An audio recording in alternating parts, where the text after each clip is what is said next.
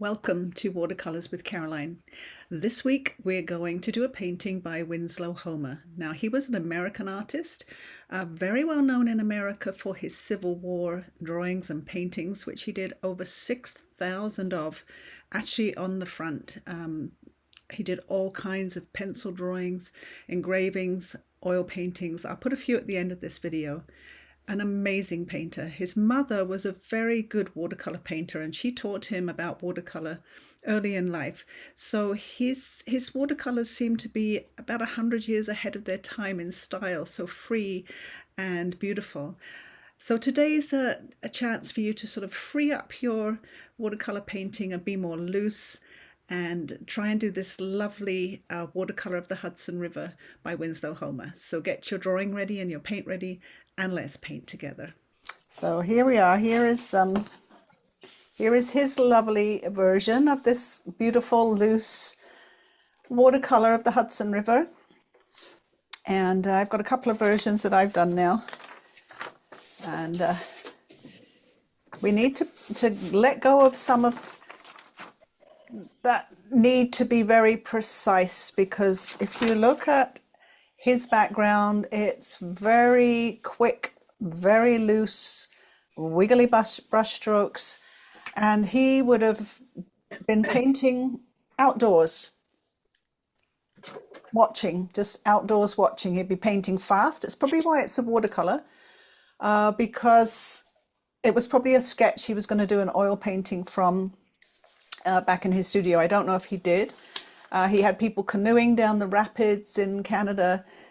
He did Civil War art for magazines. He was really good at quick drawings, quick paintings, and getting stuff down outdoors right there in the moment. So that's why his is so quick and rough. And you can see if you look at his sky, this is his one. He's got all those things we don't like to happen, really, like all of those kind of water blooms and washes over other washes, and he just was getting it down as quick as he could. So, and it doesn't look bad, it looks fine. So we have to let go a little bit of our sort of precision today and see if we can do like he did. Now, and let's get going. We're going to start with the sky. And then when the sky is drying, we're going to work on the water. And then it'll probably be almost dry enough to keep going. We only need to maybe give a quick whir around the people to make sure they don't blend into any of the background. So let's think about, he loved Prussian blue. So one of his colors he used mainly in this, for the blues of this painting, was Prussian blue. Now for my sky, I added a little bit of ultramarine to the Prussian blue to do the sky. No, I didn't. I added cobalt blue, sorry, cobalt blue to the Prussian blue to do the sky, but not very much. There's a Prussian blue color going throughout in the greens and the water and everything. So I only just added a little bit of cobalt blue just to warm the Prussian blue up a little bit for the sky. And for the water, that's when I use Prussian blue with ultramarine blue. So we're working on a dry sky, just like some of the other ones that we've done. And let's get our first color ready. I'll get my number 10 brush for some mixing. So I'll start with a little bit of cobalt. That's the softer of the two colors.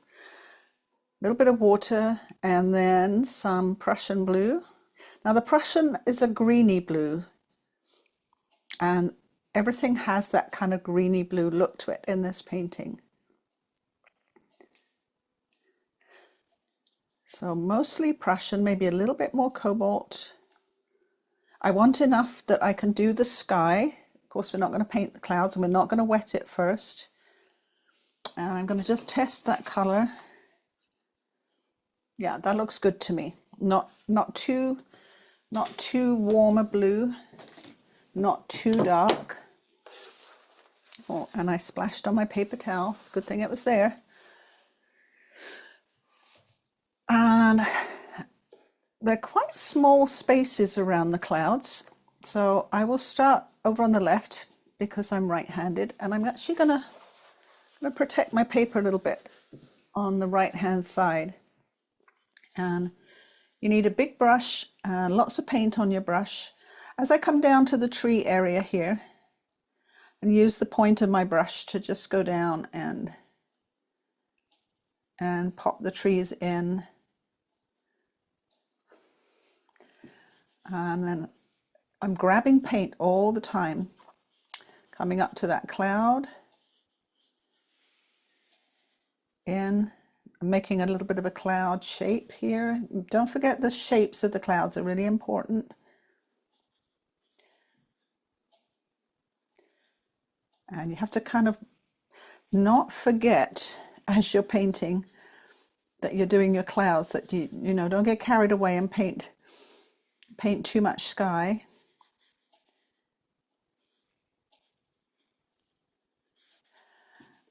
And there's a white cloud behind these big dark trees. There's white cloud behind there, so this is where you're likely to lose your way a little bit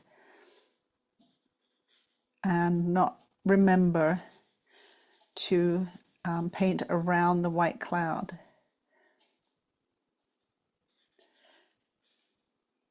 Now, if you've got plenty of nice wet paint on your brush, you should be able to get that all in one go.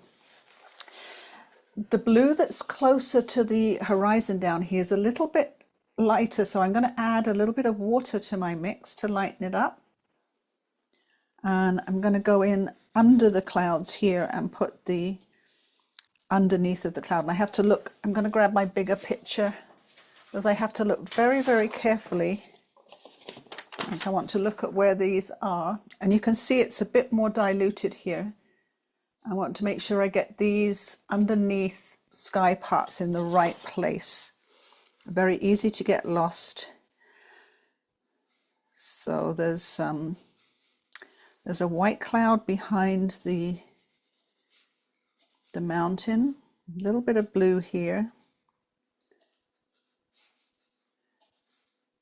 coming into the mountain here, a bit of blue here, and then there is, I have to really, really focus to find out where my blue needs to be.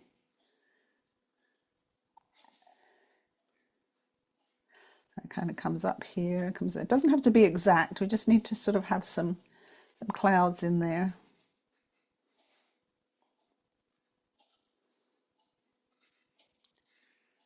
And where it comes down to the tree line again, I'm going to go right over the top of his fishing pole. I'm going to put black on the top there.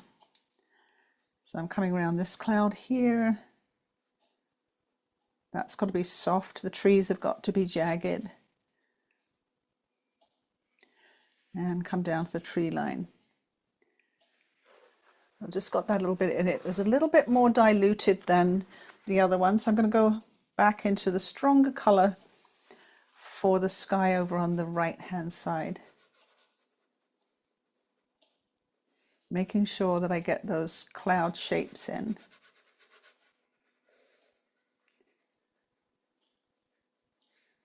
It's hard painting up against dry clouds. The nice thing is these are really big clouds, so you've got a lot of room to work. And when I come down to the tree line, again, I want to come down with tree shape strokes, because we're going to be putting quite a light green over the top, and the blue will show through if we put it underneath, because it's quite a strong blue. I'm going to have I'm sort of shaping the cloud and the tree line all at the same time. And then I suggest you just leave it like that.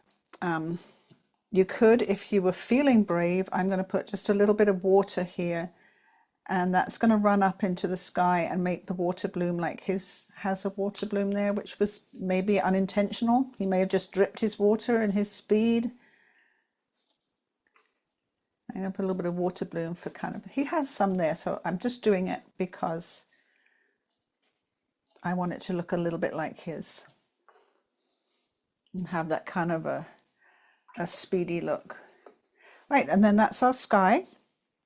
And you can see this side is drying already, so I can come back and work over here quite quickly. But after this sky is dry, we're going to do the water. So we'll be working a long way from the sky. It doesn't matter if it's a little bit wet.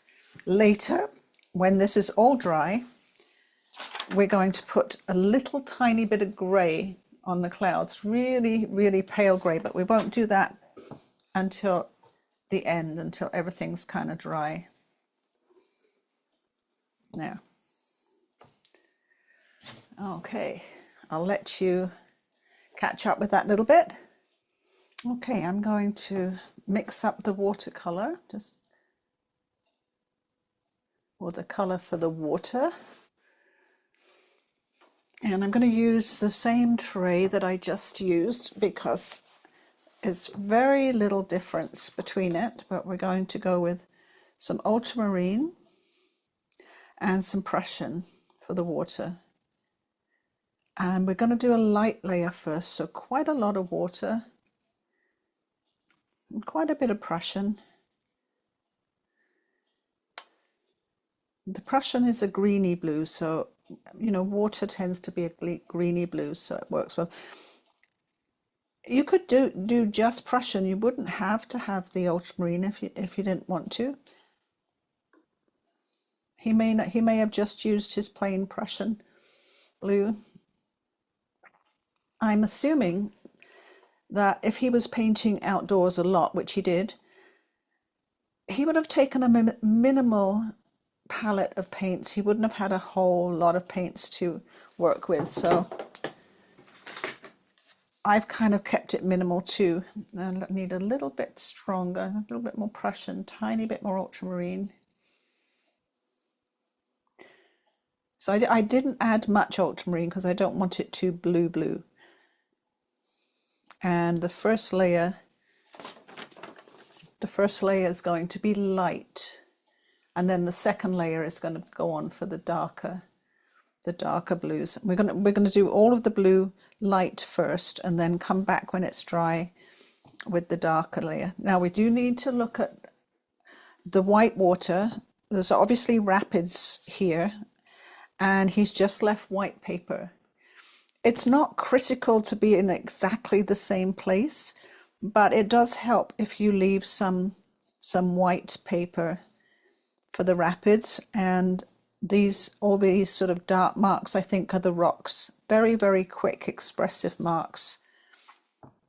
And there's some white water ripples back here too. Now, if they're too hard to leave, and they are quite hard, we can get that lovely friend, the Dr. P.H. Martin's white, and we can put some white water in afterwards, so don't worry about it. And even the fishing, not the fishing pole, the log pole, if you can't manage to leave that sliver of light, we can put it in afterwards. It is tough. I did lose a bit of mine too.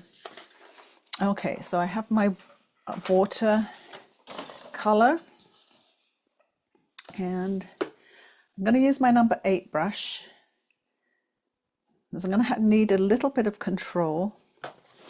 I'll lean on my paper, and I'm going to start on the far bank here, and there's not much white water at the far bank, so I'm going to start over there. This large shape here is a very dark shape in his painting, which is probably rock against the riverbank there. So I'm going to start along the edge of that rock.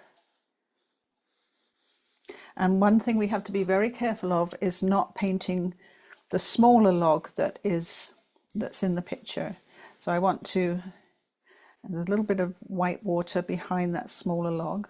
And like I said, it's very difficult to leave that there. If you can't, don't worry.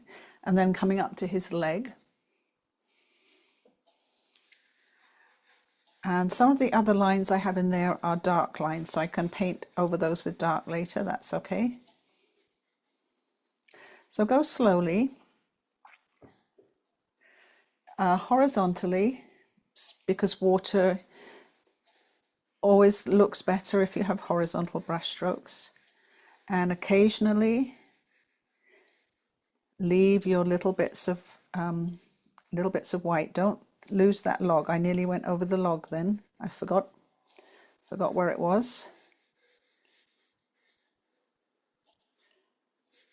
And there's no white water between the two logs, but we won't go over his leg because the blue is quite strong and it's quite difficult to go over it with other colours. I'm coming back this way.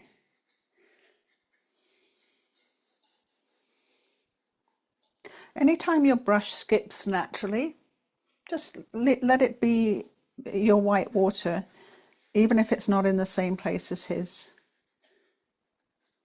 because that makes it a lot easier for you.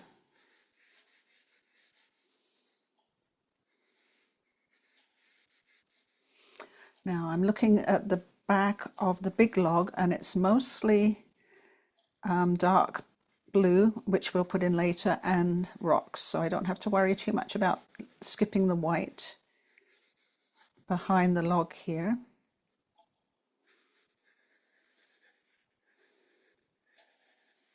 He was such an accomplished painter. When he was doing this, he would have been having really rapid brush strokes, but I'm not anywhere close to being as accomplished as him, so I'm taking my time, being careful.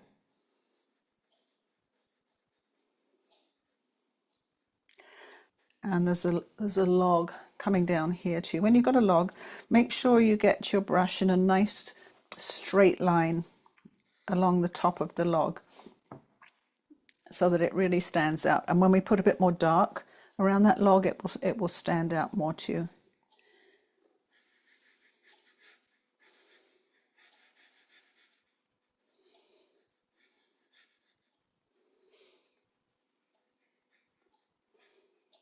Oh, there's the sort of the curly white water here.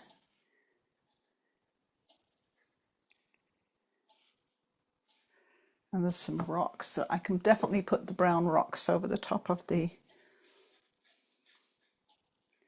water. I'm going to add a little bit more water to my mix because the water gets lighter here.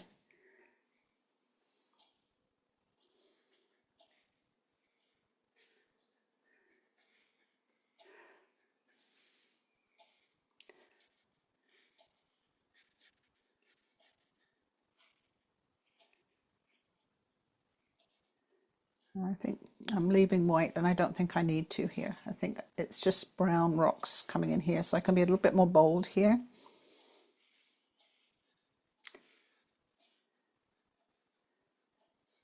And I will come over the top of the blue with the brown rocks when I put those in.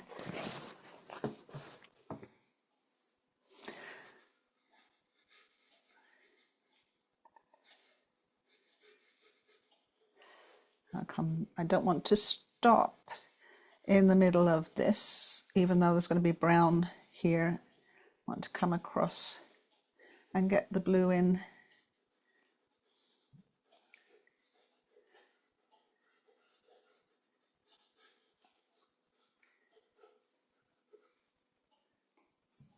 Grab a little bit more. There's so over this side, I've got to be careful again. There is blue under this log here.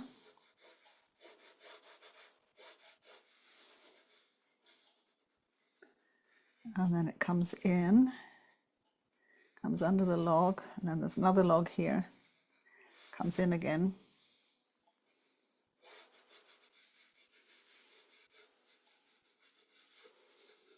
And there's some brown all around it, but some of that brown can go over the top of the blue. It's fine to do that because he's got some sort of dry brush strokes here that come over the blue. So I'm working on this bit here where it comes in and out, in and out, and in again.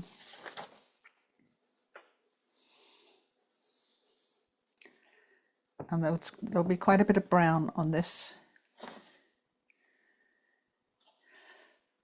And under, and we've got a log here going under this main log.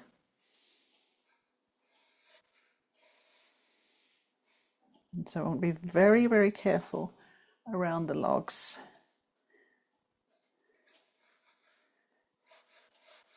And you can actually see on his, when he put this second darker layer in, how careful he was. He's actually just got quite a sharp end to his paint there. Oh, see, I've put my hand in it already. That's the danger of doing the right hand bit before I finish the left hand bit in the center, but I'll be very, very careful. Around this guy, the top of the log again, I've got my brush lifted up so that just the point of my brush is touching, so that I can be very careful to get the straight top, clean line across that log.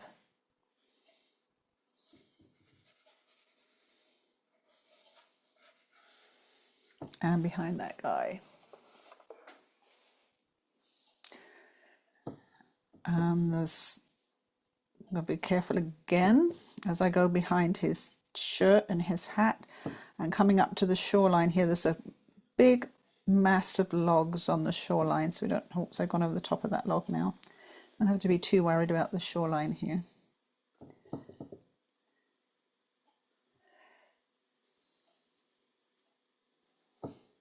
See, one little error and I went over the top of that log there. And there's one tiny bit of blue. I need to get my small brush to get in there because it's a very small spot just here.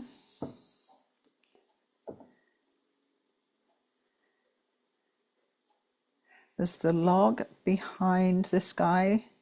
There's his legs. There's I think the other guy is pulling on a log too, right here. And then there's a little bit of river here, going back to the riverbank. So I've got my little tiny number check 0 brush, so I can get in there very carefully.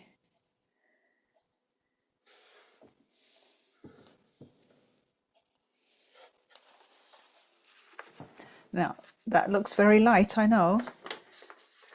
It needs to be this light colour. The other colour will go on when this is dry. And of course we've got all the browns from the rocks, and I think these are meant to be very quick and loose reflections of the log.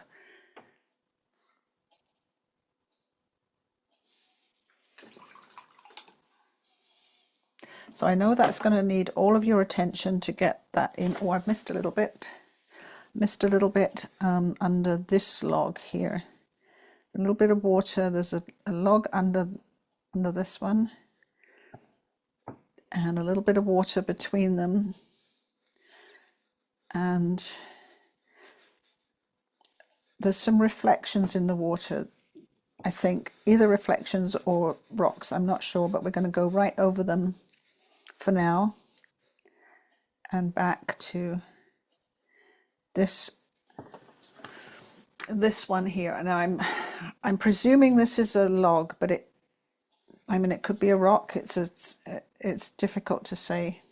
But we're going back to there, and we'll put this little bit of shadow in later.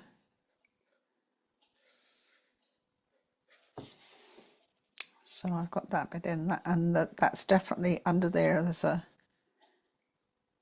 log under the other one. And I think there's a little bit of water here too. The good thing is, if you've left too much white, you can fill it in later, because he's got lots of different areas he's filled in with darker paints, so don't worry too much. Yeah, I think I've got the bits in I missed now. And washed up my brushes.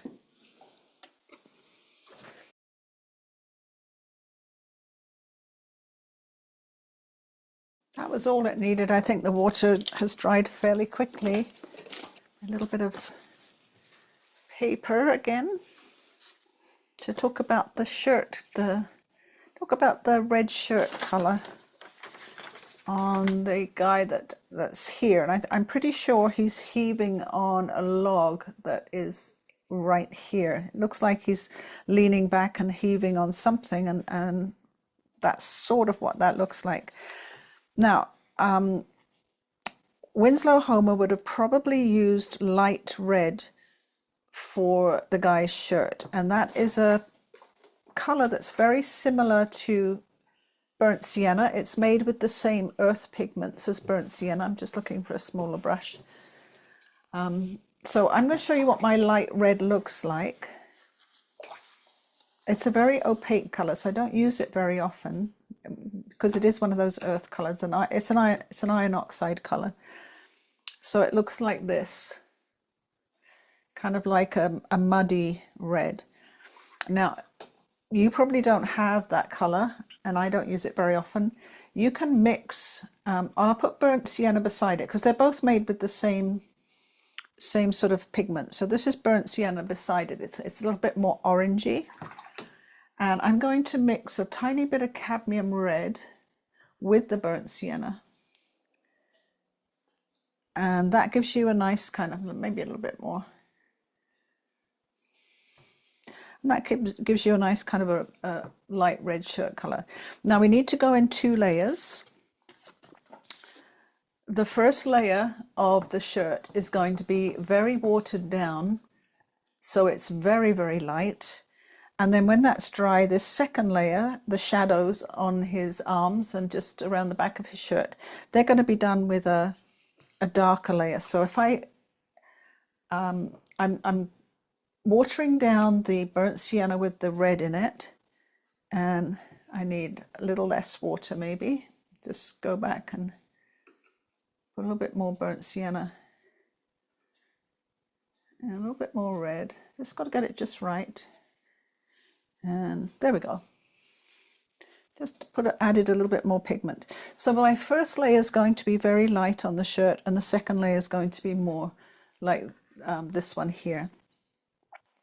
And I need to make sure that the water's dry around him, or that red will all bleed out into the blue. And a small brush, I'm going to try my number 2 brush because there's not much shirt to be painting there. And I grab my light red mix that I made, watered down. Just got to get it watered down a bit more. Just grabbed a bit more paint. And he has a green bandana on that has a bit of sort of light red pattern in it. So I'm going to put a little bit of that light red in the bandana for when I put the green over the top. Or you can mix it in wet and wet, that's okay. And do the first layer of his shirt. Now both guys have some kind of I think they have some kind of a brace, a belt around their waist, probably that they maybe hook onto the logs to aid them pulling them from the water. I'm not sure about that, but I think so. You can see a little bit of his shirt underneath there too. And pop that in. Now that may look quite dark to you, but it's really light. And if I grab my other 2 that I did before, you can see that it dries quite light, and then I put the darker layer on top. So red really dries much lighter as it dries. So we've got his shirt on there, a little bit on there for his bandana pattern. I'll put the green on when it's dry. And then the other guy has a blue shirt on, which is probably made with the watercolor. I'm the color of the water. I shouldn't say watercolor because it's confusing, color of the water, but I'm going to add a little bit more ultramarine blue just to differentiate his shirt from the water. I've got my Prussian watercolor there, and I've added a little bit of ultramarine blue to that. And again, he has shadows on his shirt, but I'm going to put the blue, light blue in first. The pole seems to be going over his left shoulder and his shirt sleeve. You'll need a very small brush for this to be able to get the details in there.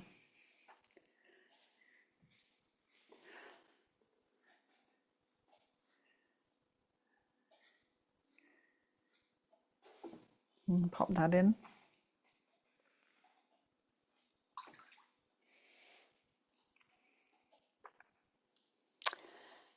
And his pants are a grey colour, and you can either use your Payne's grey with a little bit of Prussian mixed in with it, or you can make a grey.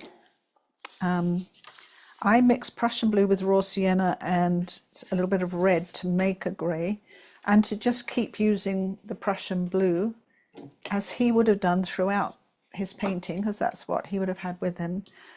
So I've got the Prussian. It's a very, very light grey to start with the pants, so you don't need much. And then some raw sienna. So the Prussian and the raw sienna will make a greeny colour.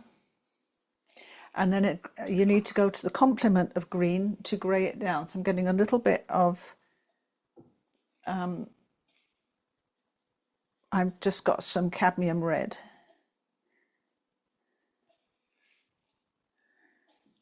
To grey down that green, and then I'm going to take a little bit of cobalt as well. Cobalt's great for making grey. Oh, too much cobalt. A little bit more. I have to go back and forth until I get a grey. A little bit more raw sienna, and there. You might need to add a little bit of cobalt to your grey, and then a little bit of water, and test it out. Grab a piece of paper. Yeah, that is a very acceptable sort of greenish grey, and his is a greenish grey because he would have used Prussian blue. So again, very small brush. I'm going to grab my number 2 brush. And you need this watered down again because you're going to put shadows on the pants afterwards, after this is dry. And the left leg that is bent is quite dark, but first of all you're going to put on this light grey, and then you'll put the dark over the top when this is dry.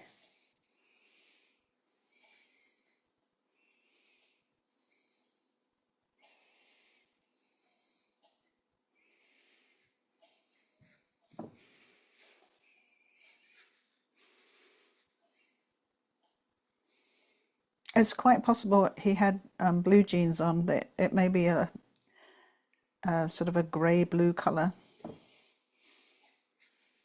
Mine actually came out a bit more of a warm grey than his, but that doesn't matter. So we've got the pants on, and you can use this same grey, maybe watered down a little bit. I'm going to switch to my 0 brush, a little tiny brush, because I want to do the shadow on the hat. This guy has a shadow. The front of the hat is the white paper. The back of the hat has some shadow on. The hat band will do after this is dry. The shadow comes along the back of the hat here.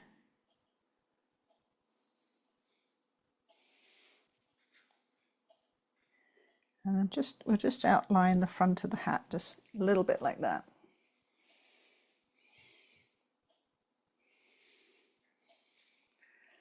And the shadow's also underneath the hat, so I'm just going to put a little bit of shadow in under there.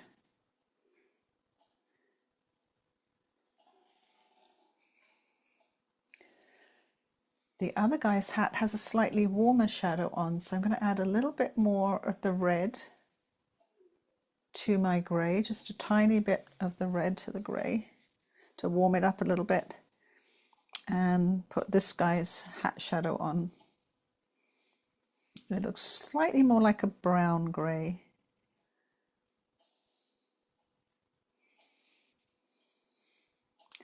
And the shadow just under the hat. And again, we'll put the hat band on later when that's dry. Let's come right into these guys. Now on mine, because I'm working on dry paper, this guy's shirt is already dry. So I can go in with slightly darker, just adding a little bit more burnt sienna to my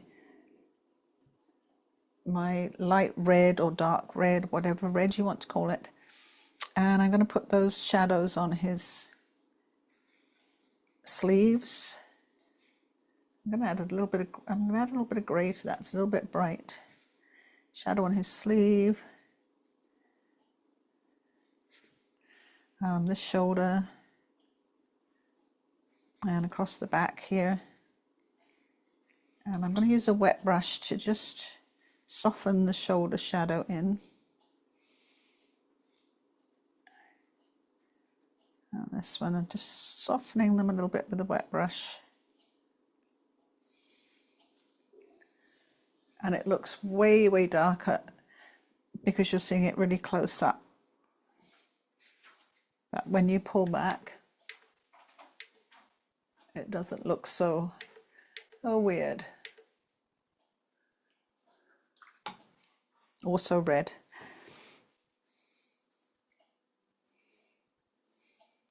I like working on these two little characters, putting their little clothes on and working small. It's kind of fun. The bandana, which is green, I'll wait till I mix up the colours for the trees, and when I've got the colours for the trees, I'll pop his bandana in. Right now, while I have the light red shirt colour, I'm gonna make use of that. I'm going to add a little bit more. Let's pull back so it's not so scary in your face. I'm going to add a little bit more raw sienna to that, a little bit more water. This is going to be a great skin colour. So it's the shirt colour with a little bit more raw sienna, a little bit more water in it. And I'm going to do this guy's hand with that. Tiny brush, a zero brush. And his face, just a blob. It's very indistinct. Oh, I'm zooming again. Sorry, I zoomed back for the mixing process. And this guy's face, just a blob. And it'll be a blob with some shadows on when this layer's dried.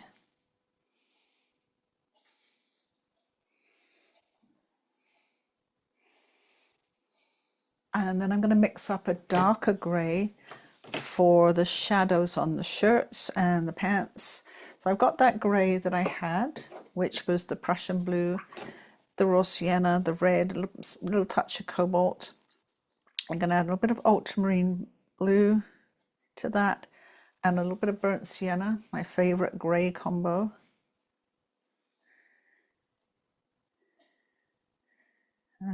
Plenty of blue so it goes nice and grey. And if you wanted, if you have Payne's grey, you can add a little bit of Payne's grey to that. And a little bit of Prussian. It's totally up to you what dark colour you make. As long as it's a sort of a dark grey. And there's nothing wrong with using your Payne's grey and maybe just a little bit of Prussian so it all ties in with your colours. And the first thing I'm going to do is this waist brace. I think it's what it probably is. And pop that in.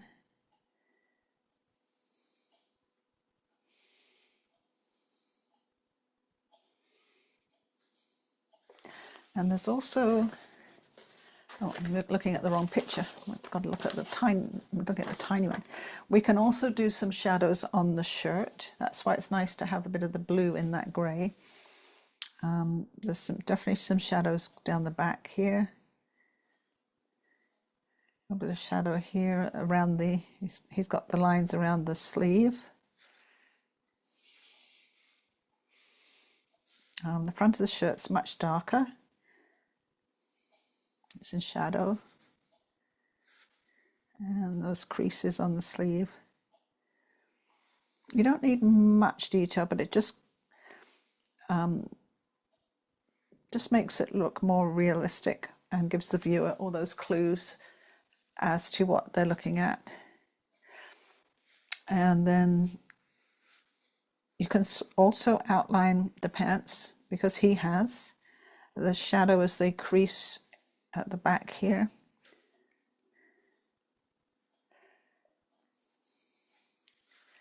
And then the shadow comes around to the left leg.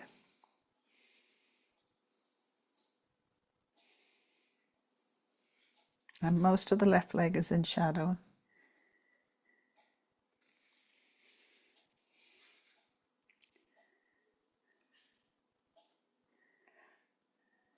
And the shadow sort of lessens as it comes down to either his boot or the bottom of his leg. I'm going to add a little bit of just brown to that mix. His leg seems to be a little browner. I just grabbed some sepia and make it a little less grey. And it may just be because the colour is coming into the sunlight here, so it's not as cool. So I just added a little bit of sepia brown to there. Go back to my darker grey.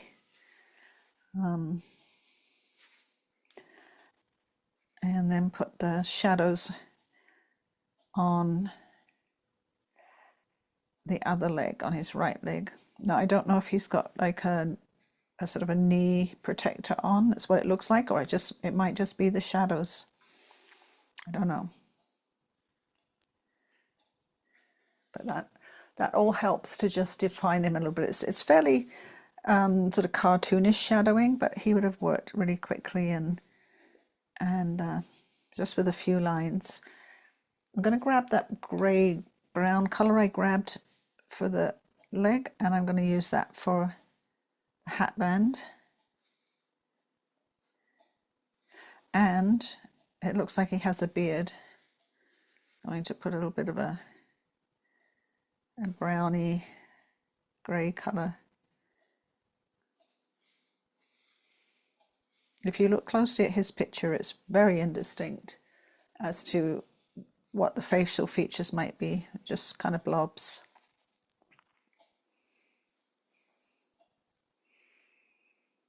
While I have that dark colour on my little tiny brush, I'm going to do this hat band too. It's darker at the back in the shadow, and then a little bit lighter in the front. And he's also outlined the hat a little bit. And that will really help you when you're doing the trees behind it. Bit of shadow under the hat. And he may have a beard, or it may just be shadow, but it helps to just put that shadow in. You're not really putting in facial features, you're putting in shadows that suggest them. And his picture was a lot bigger than ours, so he had a lot more space to work with. And this guy has some kind of a harness too. I've got that grey brown colour, which was a mixture of sepia and my grey for whatever he's got around his waist here.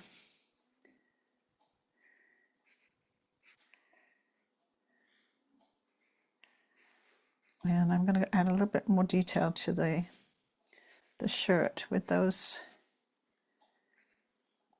grey brown.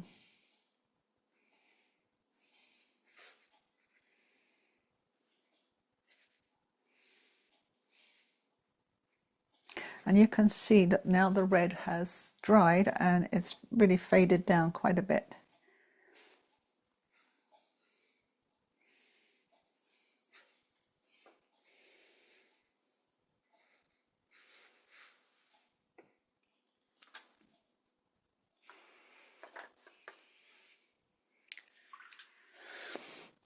Get a little bit of raw sienna. because, oops, I got the wrong color. No, that is raw sienna, thought I wasn't. Right here in front of him, I think he's grabbing onto a log, and I'm just going to put some raw sienna on first. I'll put a bit of brown on when that's dry. For that log there. I don't think I grabbed raw sienna. I think that was something else. It looks a bit yellowy.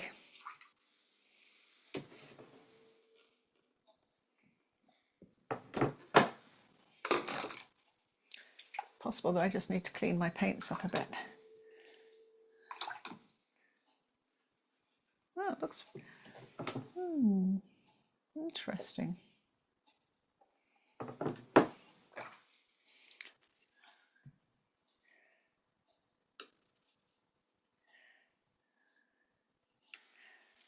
Making up some raw sienna. And I'm going to add a little bit of burnt sienna to it. So I'll talk about that in one sec.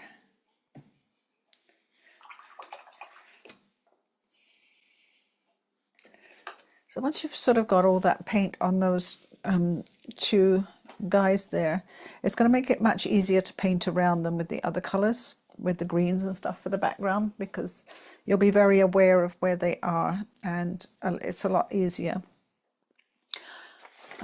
One other place that there's a very light grey, like the hat grey, is this big rock back there. So if you still have any of that very light grey that you made for the hat, which I don't, I've lost mine, I'll make some more. While you've got that colour, if you have, you can paint that rock. I'm just going to make a little bit more of that colour. It's always good to find something to paint while paint's drying, when you're waiting for it to dry a little bit.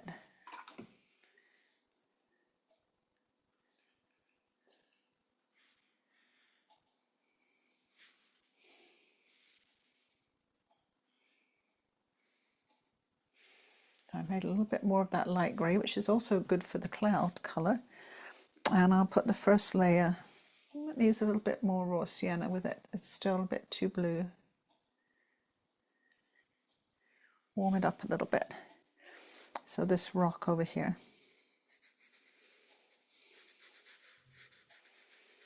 I want to start with it a fairly warm colour because it has bluer shadows on it. And if I start too blue, too grey, they won't show up. I'll pop that back there. And there's also, in that grey, there's also a log. I'll pull back so you can see the log. There's a log over here. I'll just pop that into, just to get a couple of the light colours in.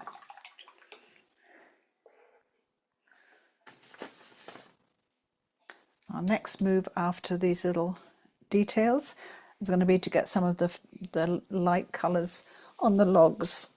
This main log here is going to be white paper for a lot of it, and then we're going to put some small details on there. I'll point those out in just a minute when you're ready. Right, how are you getting on? Are you nearly ready for the logs? Hopefully you are, because I'm going to do the logs. Let's have a look at them. So most of this big log is going to be white paper. We have a little bit of raw sienna on the end here, just a little bit. We have a little bit of raw sienna just here. And in this sort of middle section, it's that very light grey that is very similar to his pants or jeans, just in this middle section. And then when that's dry, we've got some sort of burnt sienna here, and then some very dark burnt sienna mixed with ultramarine blue for the dark brown, or you can use your dark brown, your sepia, or your burnt umber. This log over here has just a little bit of raw sienna mixed with a little bit of burnt sienna on the underneath, white paper on the top. And this one here, just a light touch of raw sienna mixed with a little bit of burnt sienna on this. Don't make them too dark, because they need to really stand out against the light. This one you can leave, these you can leave just white paper, because if you start to put too much color on, they will go too dark. Back here there's a log pile up on the shore, and you can use a little bit of that raw sienna for some of these logs, and then we can use the dark brown and a bit of gray. And just look at over here how loose and blobbed in a lot of this detail is. Kind of just watery browns here.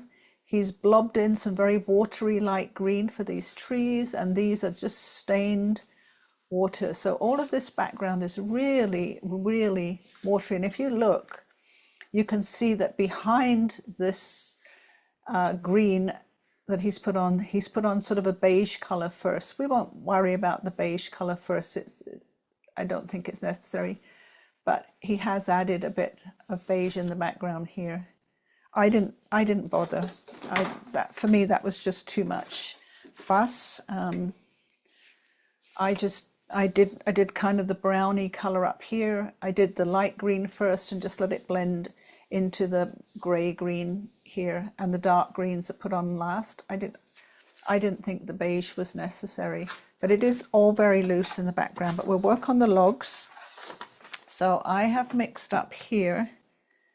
It's dried up a bit now.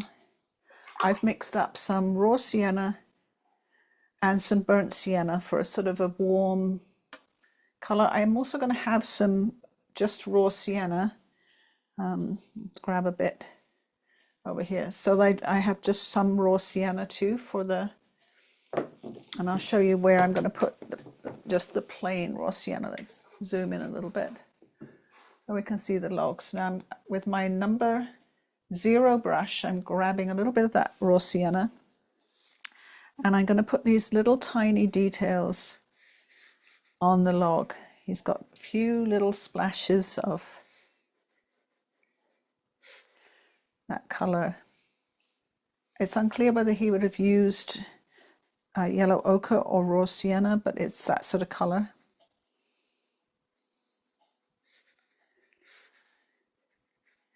He apparently liked Indian yellow too. And there's a little bit up this end.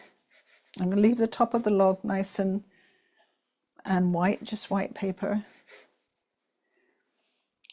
And this log back here, I'm going to put the raw sienna on the bottom of it.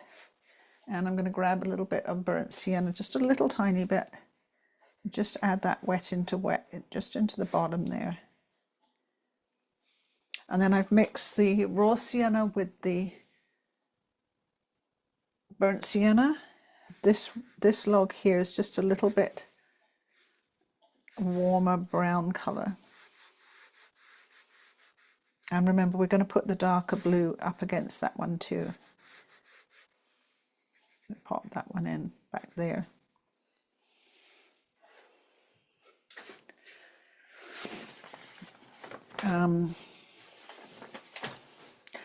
There's a couple over here. I'm going to grab my number 2 brush, slightly bigger brush. I'm really going to water down that burnt sienna and raw sienna mix. Water it down to almost nothing, because I just want to put a bit of that on this log here, and also just this one here. Just it's almost water. It's just got the tiniest bit of color in. Oh, and then there's all these this log pile up back here. I'm just going to put some quick sort of like horizontal strokes back there, and remember he's got this mashup of color here. I'm just going to put a little bit of that warmer color, because I'm going to come back with some cooler color over there.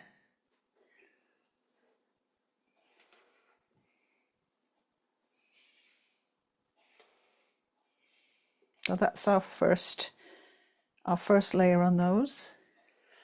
And because you're working on dry paper, you should be able to go and put the light grey in almost straight away, because it should be drying as you paint. So I want that nice light grey colour, which is the the Prussian Blue with some raw sienna,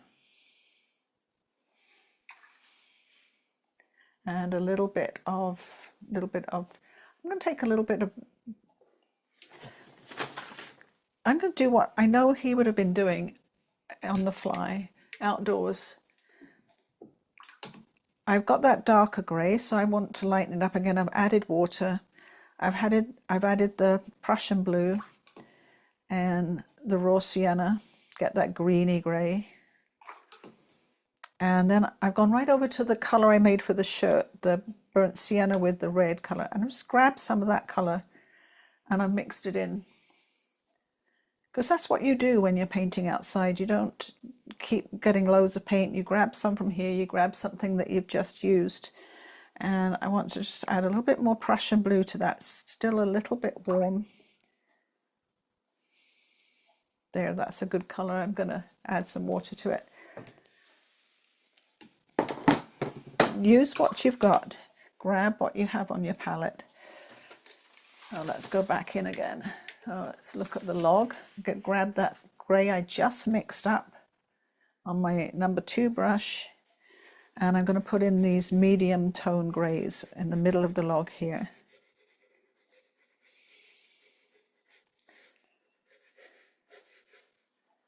Horizontal strokes.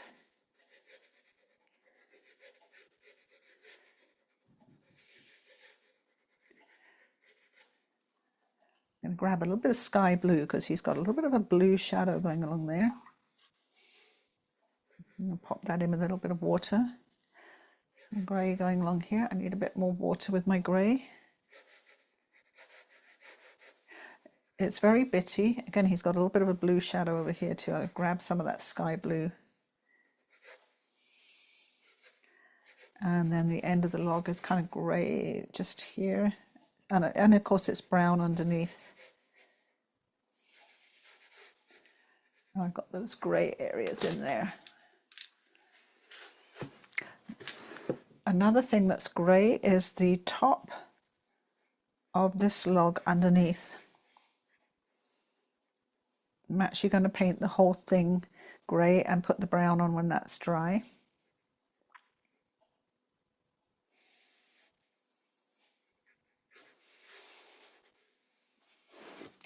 And while I have the grey with me, there's that grey shadow under the log.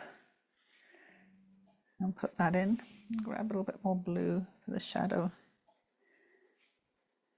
It has some brown shadow too. I'll do that when this is dry.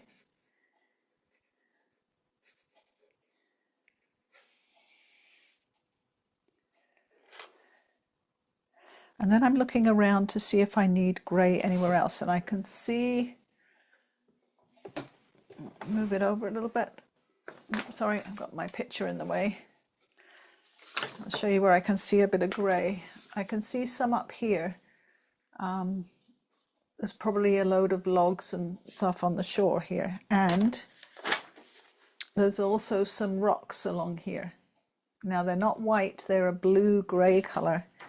So I have a blue-grey colour already, and I have a small brush, so I might as well put those in while I have all that in my hand. So these, I don't actually have enough room for most of those logs. My picture's a little bit squarer than his picture, so, but these rocks can go in, these bluey grey rocks.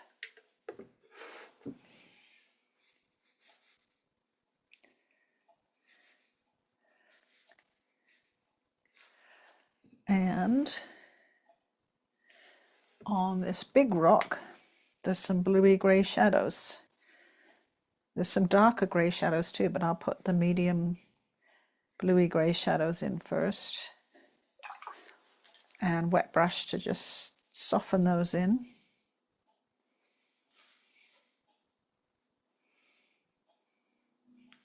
Wet brush for softening shadows on rocks is great because it gives them that really round, if they're not a jagged rock, it gives them that rounded look. Right under it is a bit of a blue-grey rock too.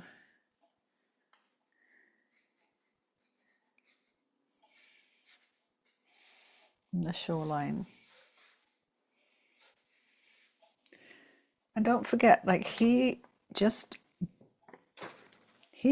blobbed a lot of these colors in. Quick brush stroke and in they go.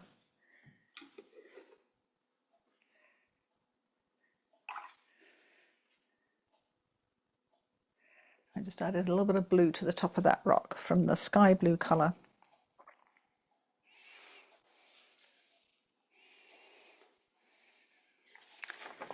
And all the while I'm fiddling on the perimeter like that, it's giving my logs a lot of time to dry, so that, or enough time to dry definitely, so that I can come back and put some of the darker brown on them too.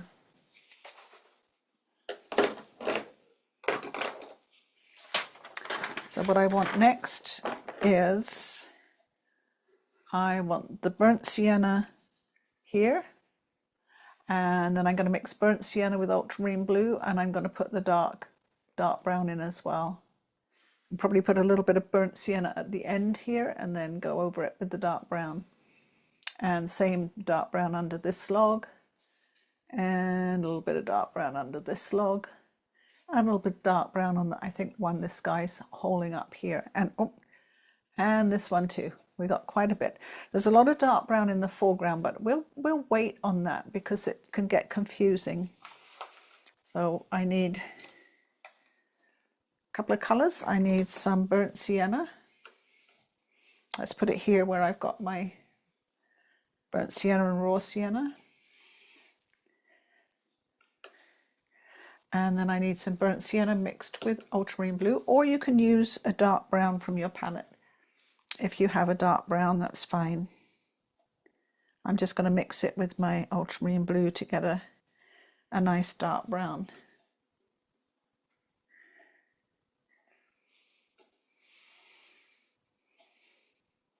A little bit more ultramarine blue.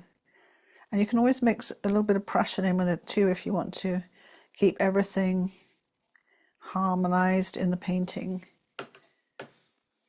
Prussian blue with any of these colors makes green because it's a very greeny blue, so you do need the ultramarine to warm it up a little bit, not get green. But there's a good dark brown.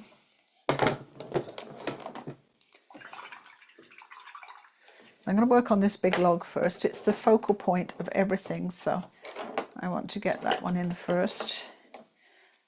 So I'll start with a little bit of burnt sienna in the middle of the log here. Got to clean up my brush a little bit.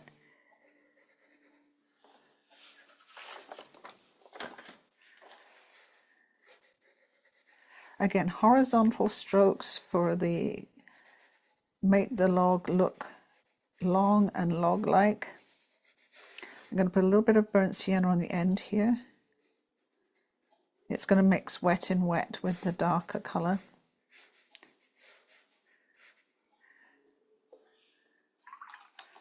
And then I'm going to go for the dark brown. Grab my number 4 brush, grab a slightly smaller brush.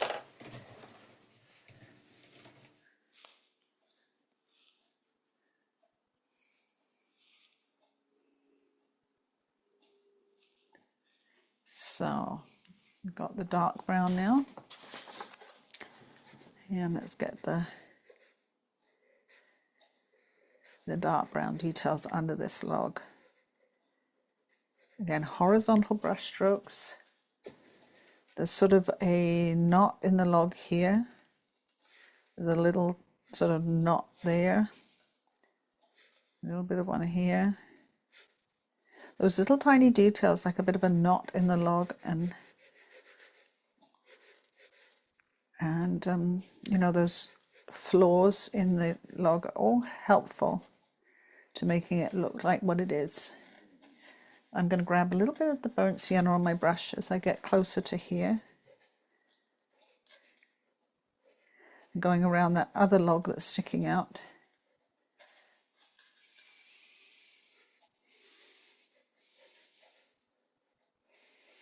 And there's a little bit of a knot in the log here. well, not, it wouldn't be a knot, it would be where they'd taken the branch off, but you know what I mean. I guess that's kind of what a knot is, isn't it?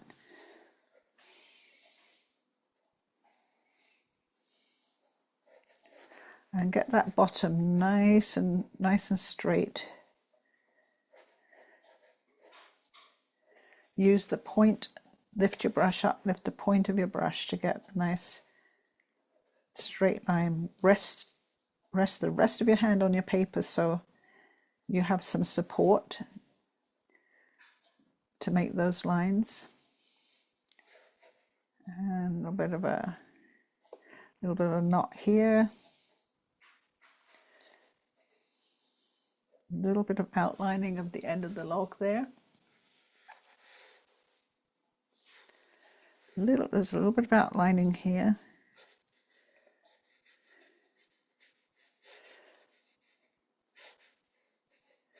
And there's a little bit of outlining up here, but I'll wait till that is dry before I do that. I want to do the brown on this log here. This guy's got, I'm pretty sure it's a log because it has like a circular, it has the tree rings on it, on the end of it here, and it's sort of circular on the end. So I'm sure that's what it's supposed to be.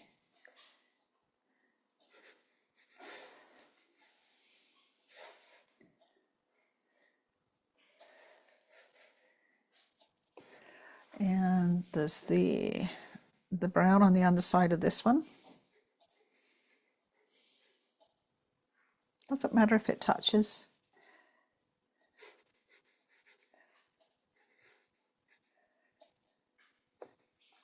I'm just going to water it down just a little bit.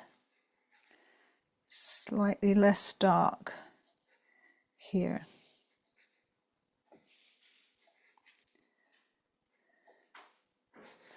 A little bit of a, I've watered it down quite a bit. There's a few lines on the log. I just want to get with a watered, very watered down brown.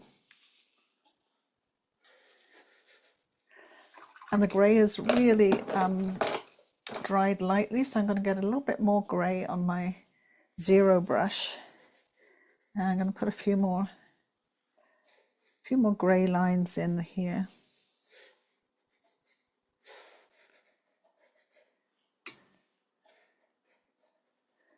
Just to darken that up a little bit. It can be very linear. And just keep the top nice and white. Now, while I have my small brush, I want to use the dark brown on the base of this log over here.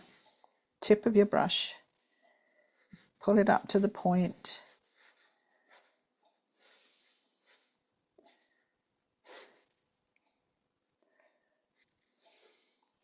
And also over on the shoreline, there's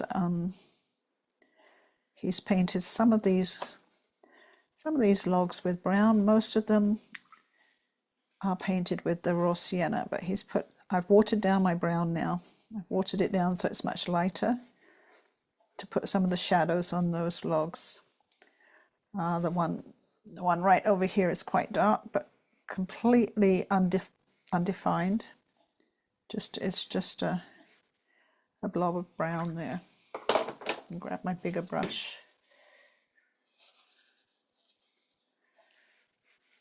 for some of that undefined wash there. I'm just using, oops, got a big hair on my brush. Just using my big number 10 brush to loosely go around that sort of big dark blob that he has over there.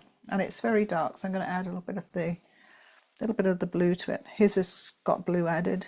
He's got blue added here, so I'm just going to add a little bit of that to the brown to make that loose, very loose look of the log pile up on the shore over here.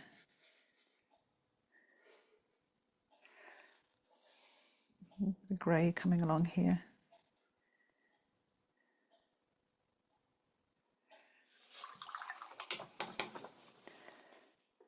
I'm just going to lift a little bit of that brown off. It's just a little bit strong. And then we've got this one and this one here. So again, I will start bigger brush. I'll start with some burnt sienna, coming along the sort of middle of this log and middle of this one. Bigger brush now. And then I'm going to go into the dark brown and do the underneath of the log. I may need to have a little bit more dark when this is dry.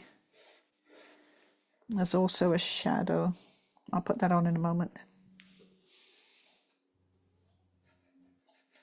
Get that on first and I'll put the shadow on afterwards. And this one here.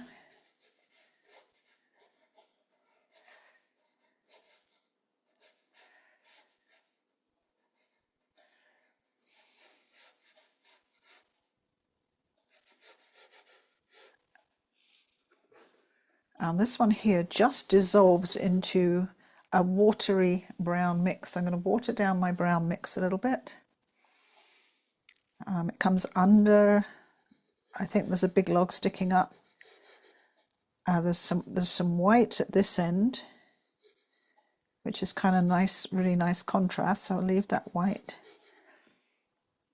and get that watery brown in there. I think it's meant to be a reflection because it's pretty much the same shape as this log. Very, very loose reflection.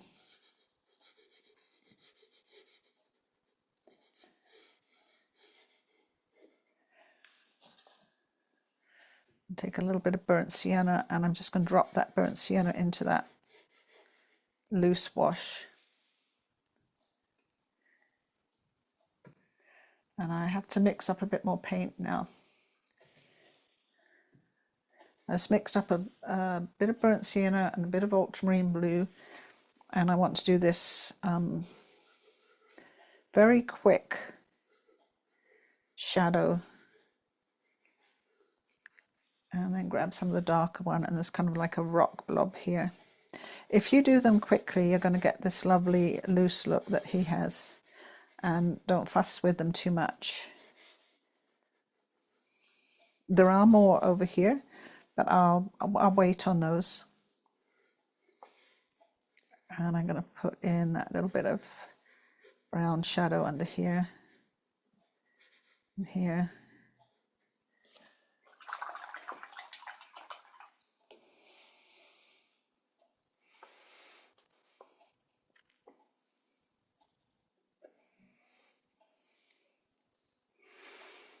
And while we're waiting for that to dry so that we can do a bit more to it, we'll work on all of this background area with the sort of he has a very grey green that he's made here for the background area. So we will make a grey green and a brighter green for the brighter green bits.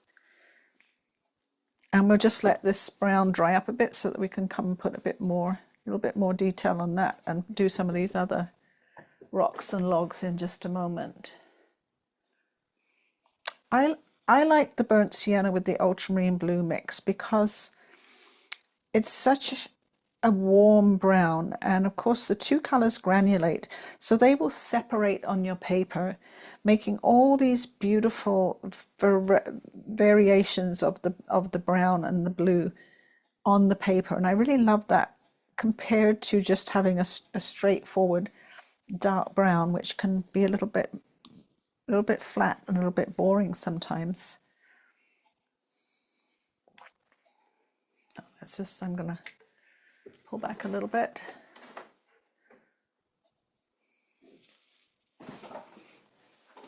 What really works with this is the contrast between the white light and the dark browns. They're just so lovely together, and we still don't have a bit of the dark water in yet, so we'll get to that. But we want to get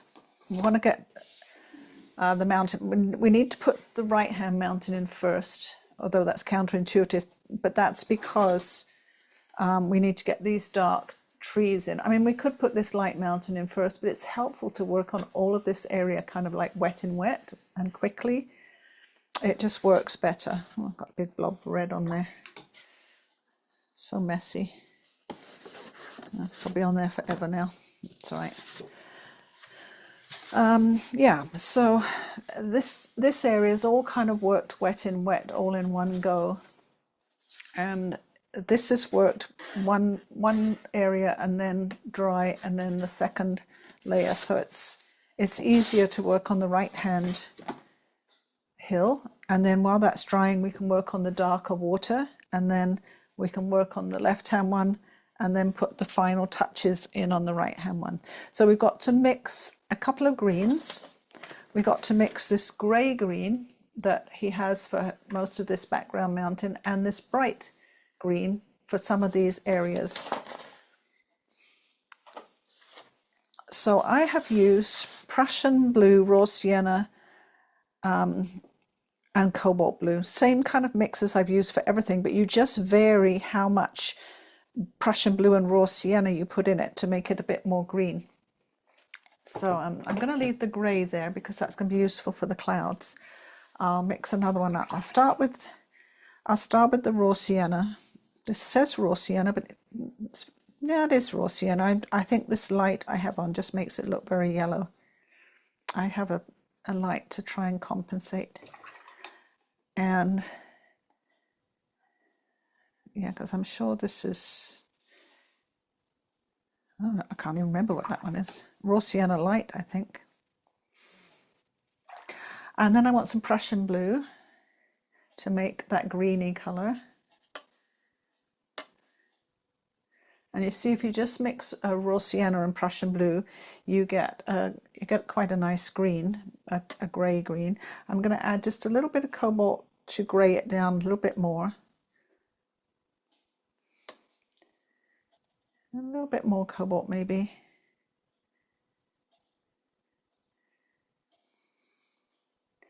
And I'm going to add a little bit more raw sienna.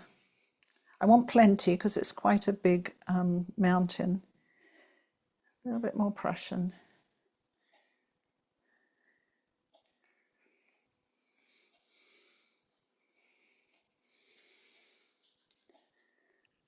A little bit more cobalt. Just making a good amount so I can get over the whole mountain. A bit more water. And let's test that out. Grab my test strip.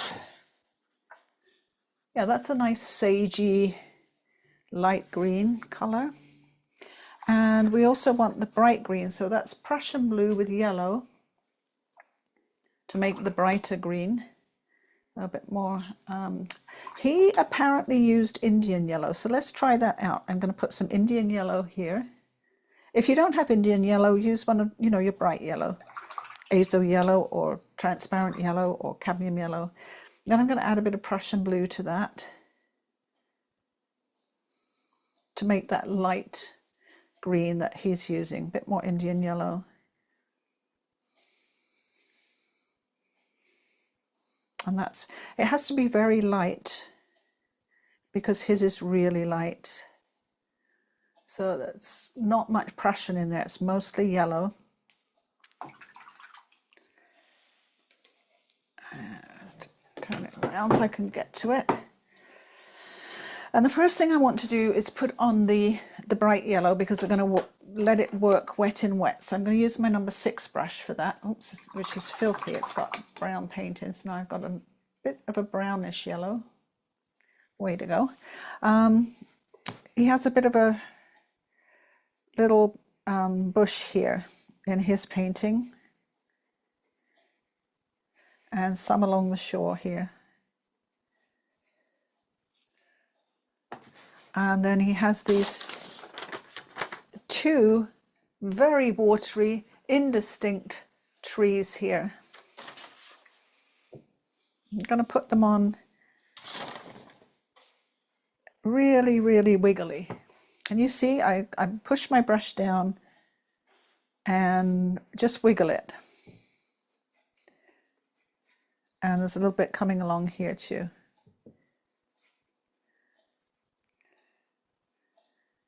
No more fuss than that. And then I'm going to get my bigger brush, my number 8 brush, and get that grey-green colour.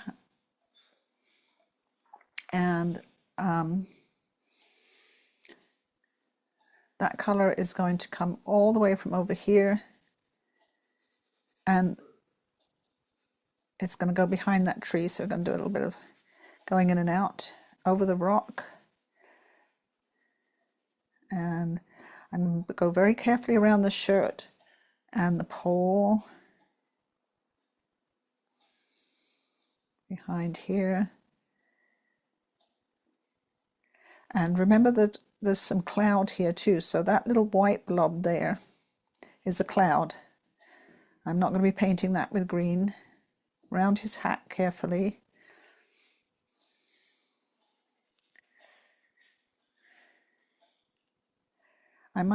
This fishing pole might get, not fishing, it's a log pole, might get a bit lost. I might have to do the white afterwards for it. Grab a bit more paint. Now we are going to come back with some darker trees over the top, but first we get these light ones in. Really, really quick. He would have painted this so quickly, this background. You can just see the energy in his brush strokes. I'm just on the fly mixing up a little bit more paint.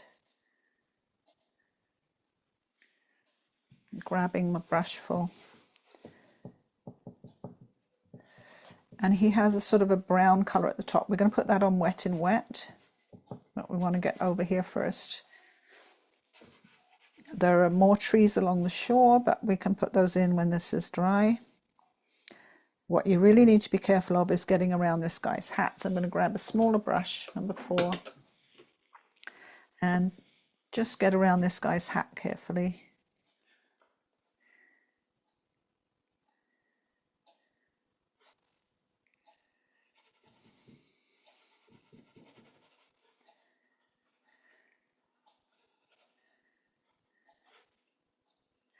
And while this is still wet over here, I'm going to add a little bit of that light green over here, because he's got some light green bushes, just wet in wet.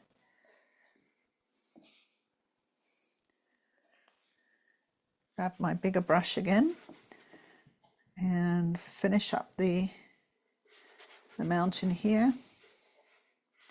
And come down in between these trees really roughly. His brush strokes are super rough in here. You can see his background colours in between. You can see his brush strokes around. Add a little bit of shore here. Now, up the top of his mountain, it's brown. So I'm going to grab some of my burnt sienna and ultramarine blue brown mix. And while this is still wet,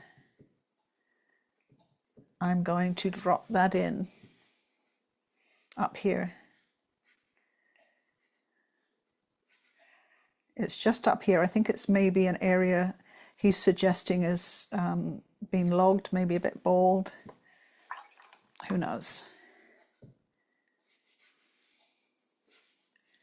I'm just bunging that in there. And just let that all mix wet in wet. And we'll put the darker colours on afterwards. And then while that's all drying, we can do a bit more dark colour on the water. So I'll let you catch up with that bit. They're getting the hillside on, mountainside on. I'm going to suck up a little bit of that brown just to make it look like his, a little bit bald in spots.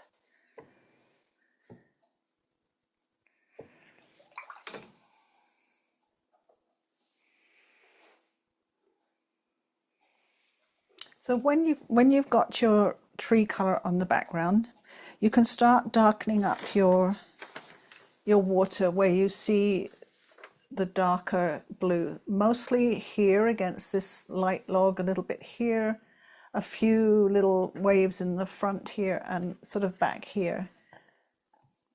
This area here is nice and light, under the logs quite light, and this area here is nice and light. So we're making the white log stand out a little bit more by putting dark behind it. And I'm sure he would have made that decision too after he'd put this light blue on. Wanted to get this much darker blue in the background. So I've got mine mixed up and used my number 6 brush, I think. I might switch to get the bigger bits of water in, and start along the shoreline.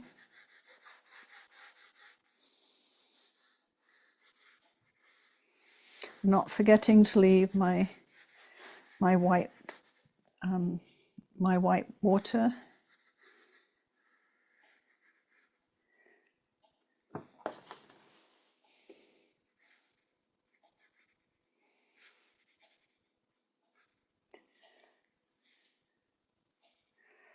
And definitely back here, being very careful around my little guys.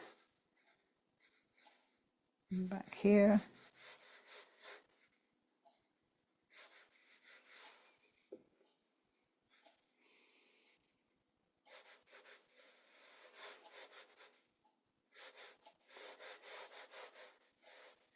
And he just sort of ended his quite abruptly under this log. I might wet mine down a little bit, it's not quite so abrupt.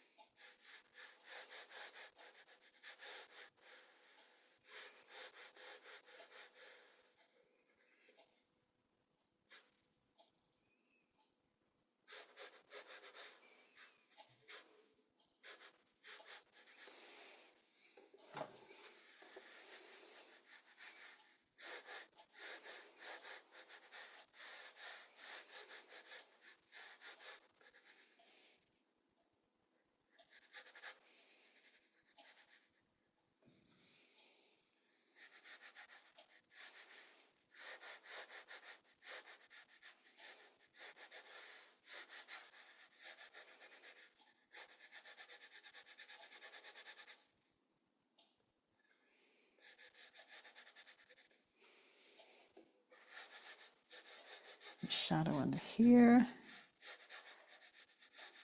Now when you go around the log, you do have to do a bit of shaped painting and try and go back to the horizontal as quickly as possible, so it so you don't lose that lovely horizontal look to your brush strokes.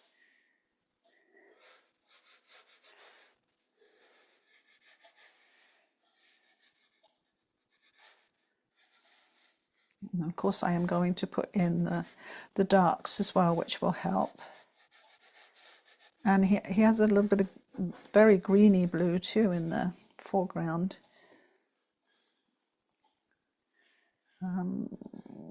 The sort of splodge here, splodges here, they're really quick splodges in some of his brush strokes.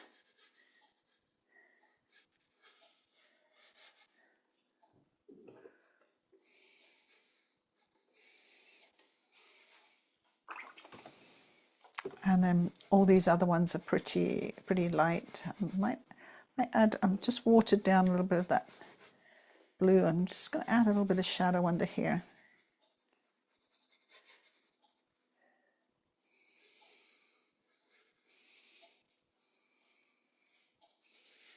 He's got some movement of the sort of white water with these sort of curvy brush strokes too.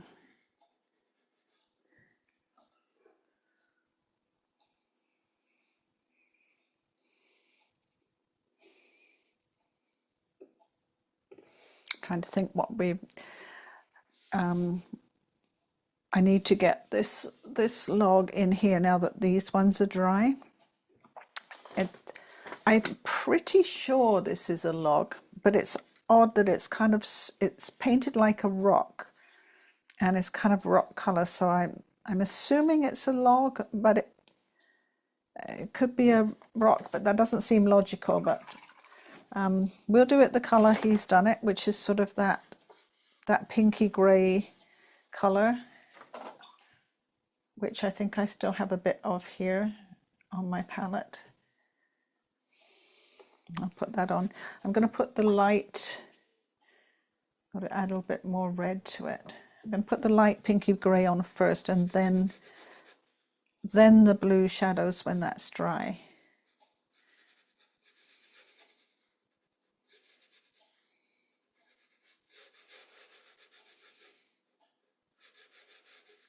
And to give that time to dry, I can work on some of the dark browns in the river, or dark blues in the river.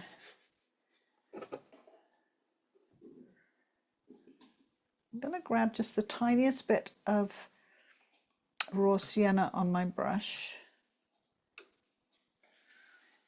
And I'm just going to add that raw sienna to the top of that and blend it in a little bit. Just warm up the top even more, as if it's in the sunlight. Just the tiny bit. And because I'm sure it's supposed to be a log, I want to make it a little bit more loggy coloured.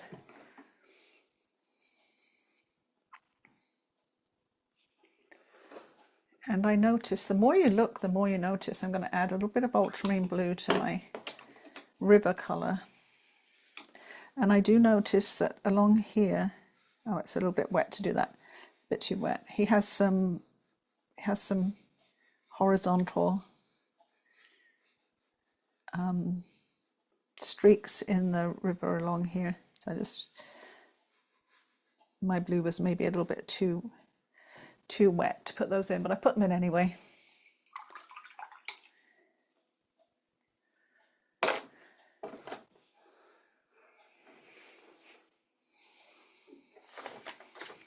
So the next detail we want is all of these lovely dark colours, the rocks, and I think they're rocks and just reflections in the water in this dark bank along here. And they are the ultramarine blue and burnt sienna, but with some Prussian blue mixed in to make them much darker.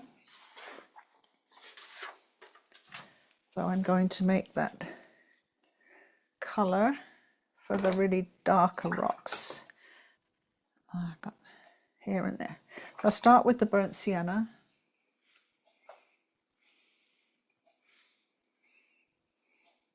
Pull back a bit.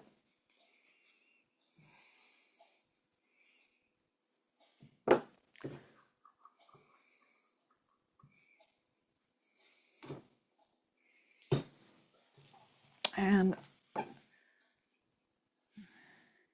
going to add the Prussian so you can see what the burnt sienna and the Prussian look like together. See, they quickly make that greeny colour, which is not dark enough for the rocks, but it'll give it that greeny tinge. And then I'm going to add the ultramarine blue, which really darkens it up nicely. And the Prussian gives it that more intense colour, a little bit more burnt sienna.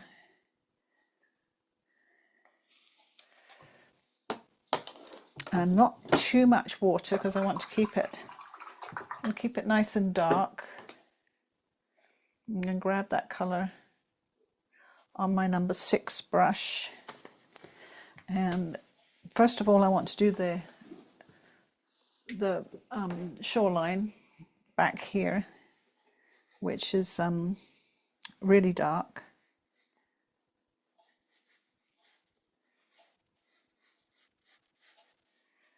Tip of my brush, get that in along here. And it sort of comes down from the landscape too. Oh yeah, going along here and here by the rock. We're defining a few of the rocks with this dark.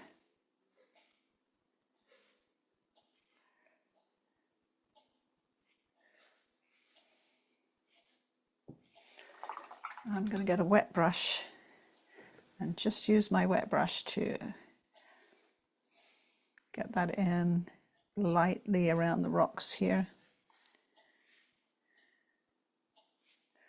And coming down the rocks here.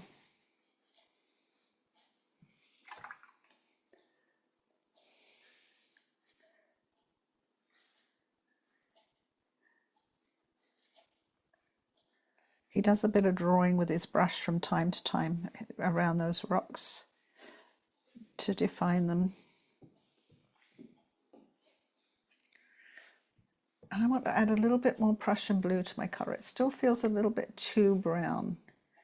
I'm going to add a little bit of Prussian blue. And then come forward with all of these dark areas in the water. So there's a little bit of rippling under this shore here. So just kind of rippling my brush along there.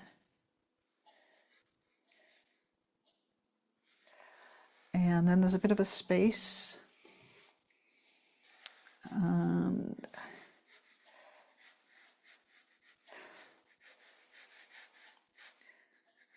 coming along here a little bit. There's some rippling along here.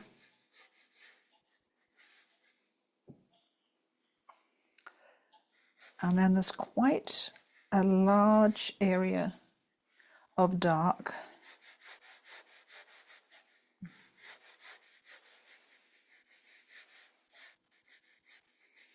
And again, it doesn't matter if yours isn't exactly like his.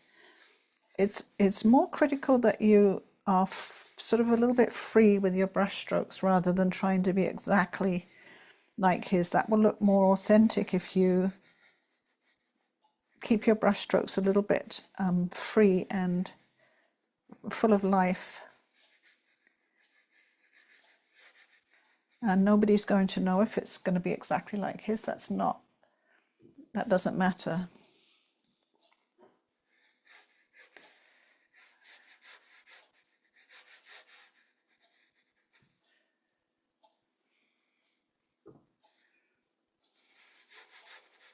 Again, he's got a little bit of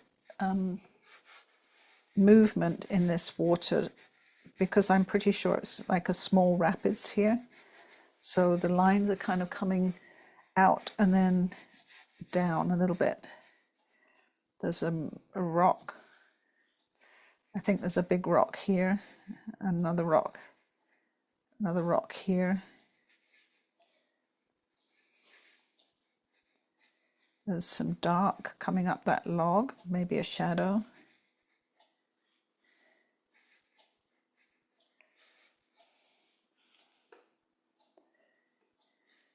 I'm going to put a little bit of extra shadow on the bottom of that log.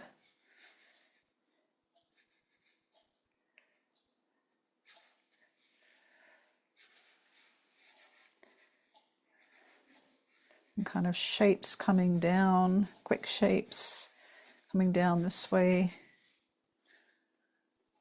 I'm going to add a little bit more Prussian and a little bit more raw sienna to make it a little bit more yellow, greenish.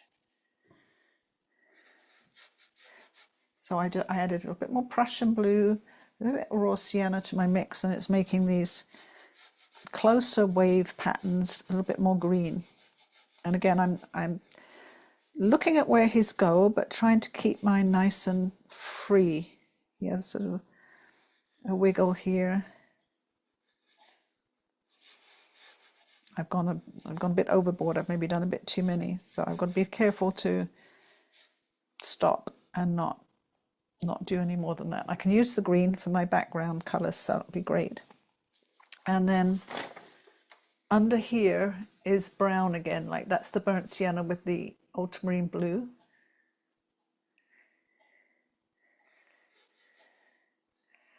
So I want to mix a bit more burnt sienna and ultramarine blue for that brown area.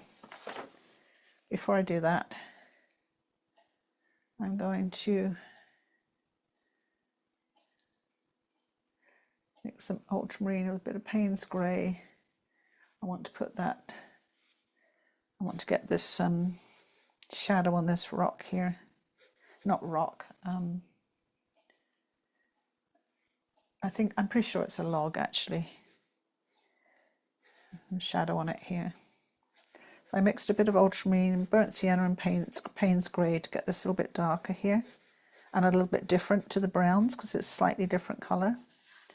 Just coming along under this log. And sorry if I'm going a bit quicker than you. Just aware that we're getting like 10 minutes to 3 and then I've got to get all this mountain in yet. There's a lot to finish up.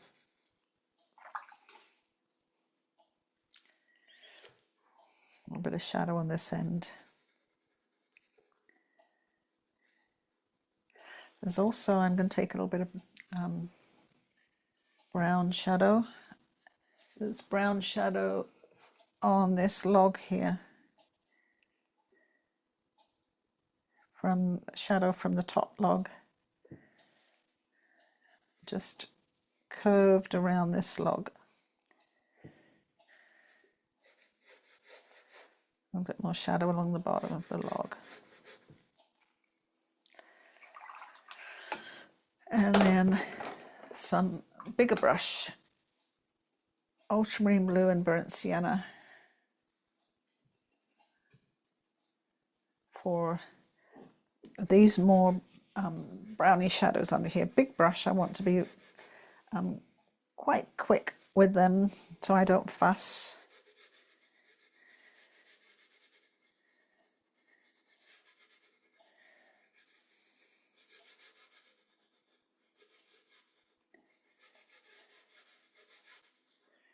They actually leave a white area on one side.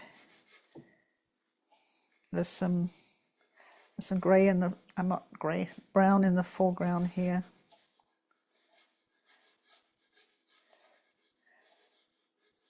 And it's pretty darn loose. I'm going to add a little bit of shadow to that log under there.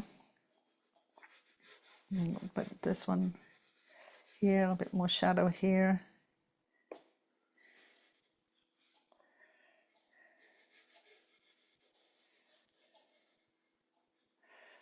And this log going down into the water here.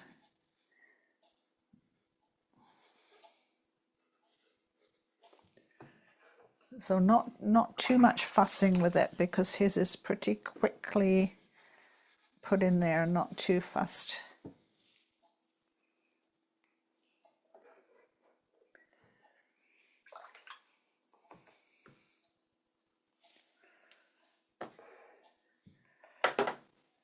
With my little tiny brush, my 0, I'm going to grab a little bit of that brown, and he suggested some tree trunks on these trees, literally barely. He suggested some branches here. He probably scratched them in with the back of the end of his brush because that's what a lot of artists do. Well, he might use a small brush. So it just helps to inform the viewer that those are trees back there. And then what we have to get on is we have to get on this side and a few of the darker trees on this side too. But we need to get this side on. So I'm going to have to push ahead. And I'm sorry about that. I've got to push ahead and get this side finished, and then you can catch up later or after I'm gone. I would normally stay a bit longer, but my daughter's making me a Mother's Day tea, so I do have to go attend my Mother's Day tea. Right, so we want a nice dark green for this side. And let's go up a little bit. We're going to put these on, and we're going to work wet in wet with. He's just splodged on these light greens. He's splodged on a bit of light green here. Look at how loose all of his trees are, and then these very quickly painted dark green trees, and then same dark green. These are literally wiggled on with his brush, and a bit of a tree trunk stuck in there. So, and the very last thing we need to do, the very last detail, is this hook on his log hook there. So we need to mix up that nice dark green for the hills. I've used Prussian Blue, Ultramarine, my Azo Yellow, and some Payne's Grey. I think I've used that before here. So, I don't want to put my paper on my painting because it will smudge it. So I'm going to have to be as careful as I can. I'm going to start with some yellow, some Azo Yellow here. My water's dirty, but too late to go clean it. So I want to get some yellow. And then some Ultramarine Blue. And some Prussian. And some Payne's Grey. Or you can use burnt sienna. Either one will darken that up. I'll add a bit of burnt sienna as well. I've got a nice dark green for some of those trees. I want to still have my light green. I'll make another one. I used Indian yellow because he did, but you can use any yellow that you like. And a little bit of Prussian blue for the light green.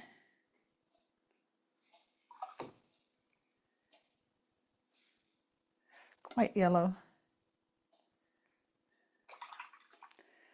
And I'm going to have some burnt sienna just here to dip in to vary my greens as I go.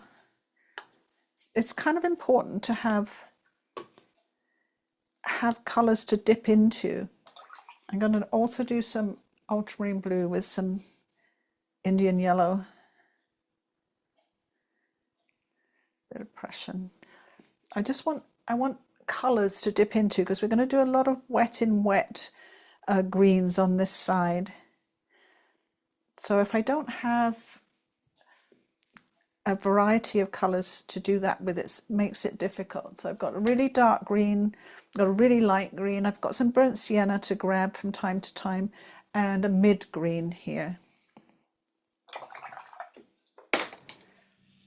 And let's put that down where I can grab it.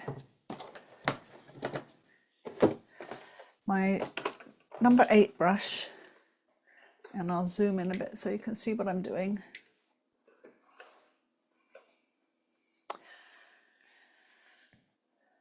Okay, so I'm going to start with my darker green at the top of the mountain here. And I've watered it down a little bit because I want my other trees to be even darker. And poking my brush up, I'm never going to be as loose as he was, and his picture's much bigger. I'm going to take another brush and I'm going to grab some of that really light green, and I'm just going to drop it in there so that it can mix wet in wet with the colours that I'm using.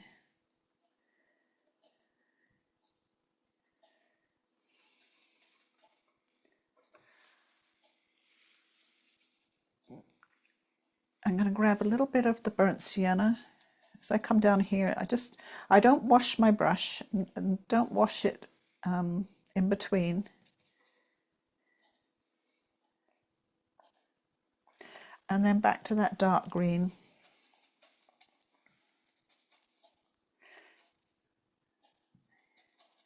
Using the point of my brush to get those tree shapes. I'm going to go into my mid green, medium green. No washing of the brush. Not going to wash it, just going to grab another colour.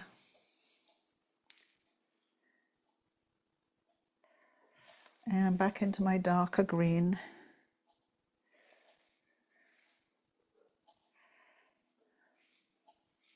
Into my burnt sienna.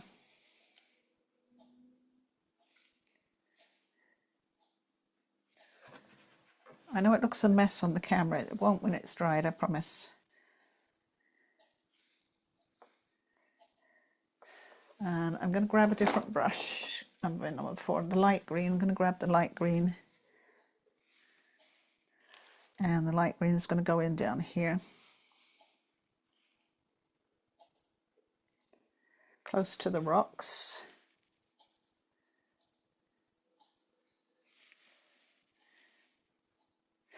And with my little brush, I'm going to grab some dark green. I just added a bit of ultramarine blue to it as well.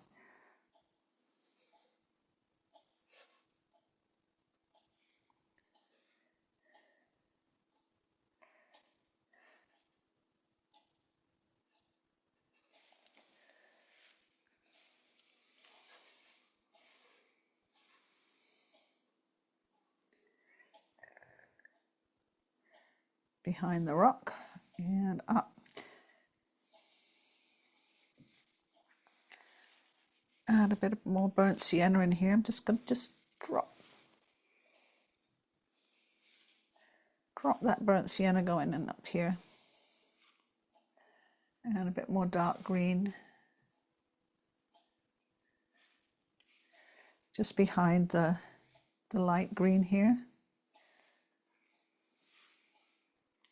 Adding a bit more Prussian blue to my dark green.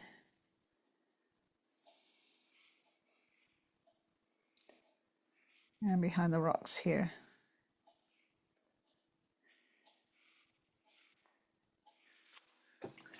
And I know that on camera it looks hideous, but it will not look like that once it's dry. Once the shine's all gone from the paint and everything's settled down. Now we've got these, oh, I've got the wrong picture here. I'll grab this one. We've got these trees in the background here, and they go in quite quickly with the darker green, but I want to add a bit more pigment to that darker green, a bit more burnt sienna, a bit more Prussian blue, and not so much water because I want it to be stronger, much stronger color. And I suggest if you're not sure about these trees, you just practice them on a piece of paper first. That's often very helpful. So I want a bit more Prussian blue with that. It still looks a bit brown. Not much water with it to make it a much stronger pigment. So he's kind of whipped out from side to side of this tree, kind of curving the branches up. They're fairly loose trees, they're not that defined. Quite dark. And there's a definite upward curve to the, and you can dissolve them wet and wet into this mountainside.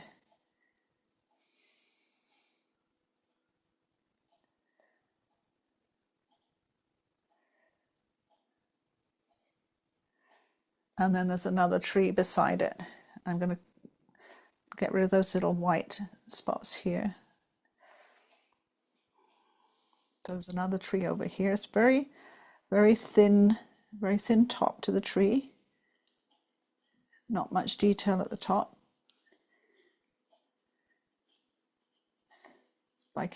Spiking out and upward.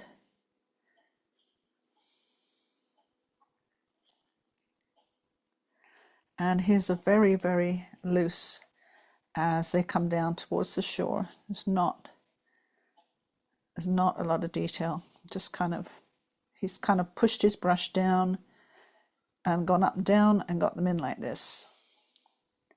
Not much going on there. And he's sort of painted around the rock a bit. And he's taken that dark color and he's put a bit more in here. Around these rocks. And I see a few little white spots I've left, so I'm just going to get in there. And he's put a bit more dark paint up here while it's still wet. And he's going to grab my little tiny brush. He's put a few tree tops up here.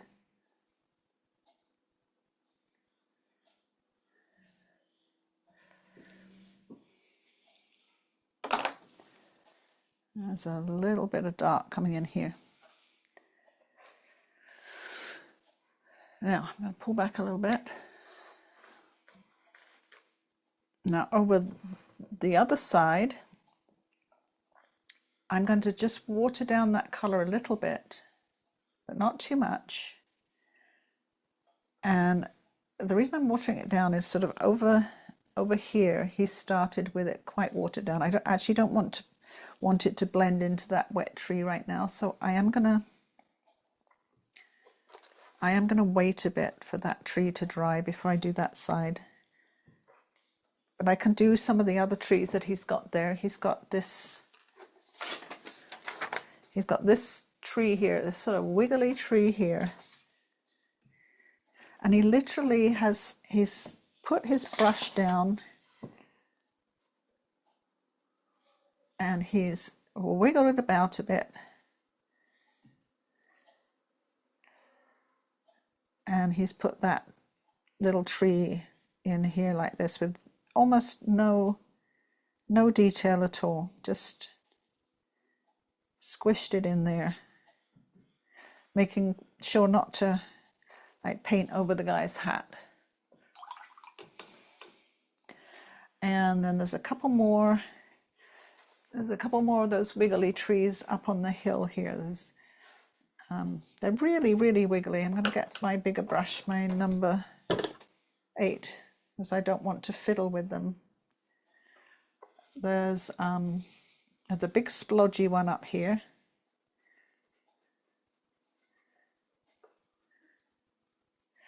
And another one sort of here. Literally wiggles.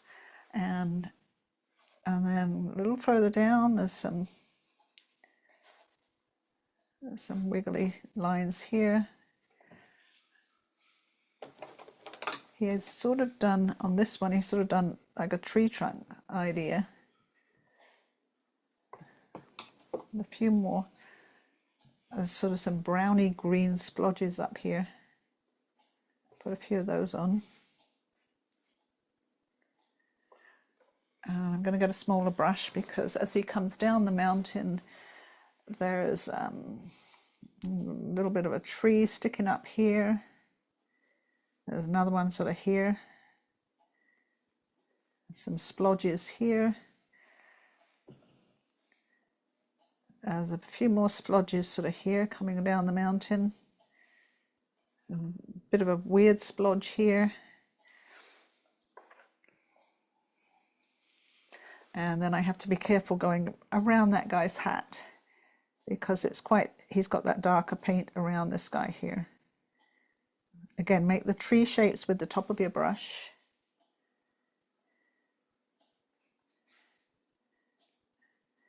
And around the pole. Oops, be careful of his hat.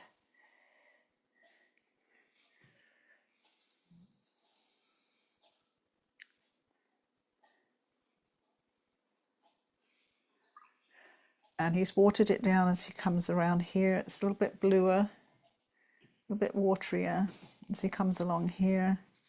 Very loose as he comes along. This is where I didn't want to go too close to that wet tree.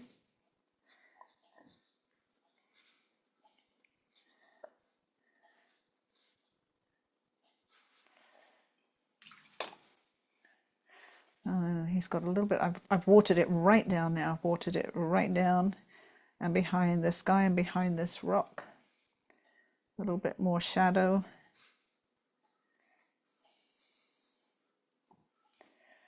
And we'll grab a little bit more grey, blue grey. A little bit more shadow on this rock here.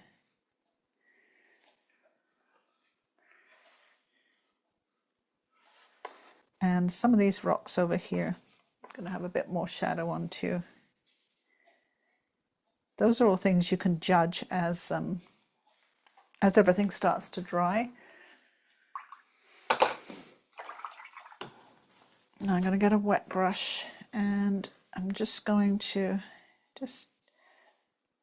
get that looseness to this in with a little bit of wet brush. A little bit more blue. Not quite finished yet, Mike. And get this down in here. Just wanted a little bit more colour, a little bit more loose. I added a little bit of Cobalt Blue to that. Get that a little looser. And you can see as this is drying, it's looking a lot different as it starts to dry. It will lighten up quite a bit. So the only thing we need to put now is, I think, the top to the hook on the top of his pole. I think I've got to really think about it if I've got, oh no, there's the clouds too. I've got to put a little bit of grey on the clouds in a moment. I've got a little something on there. I'll have to wait till it's dry. So I'm going to get some Payne's grey and some dark brown sepia to make a almost black colour. And I just want to put the top of this on, kind of curves around, has a hook on the top of that there. And for the clouds, I want that warm grey.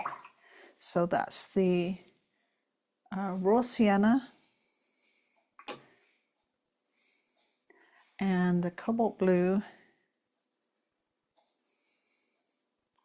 Tiny bit of Prussian, a little bit of burnt sienna,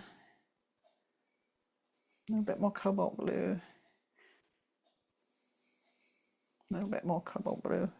Has to be a warm grey. I think that's good. And a bit of water with that, and clean water. Grab some clean water. I can't use that dirty green water. I'm going to have really green clouds.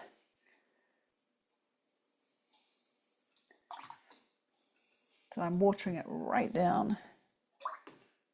And you don't have to put the grey on the clouds if you don't want to.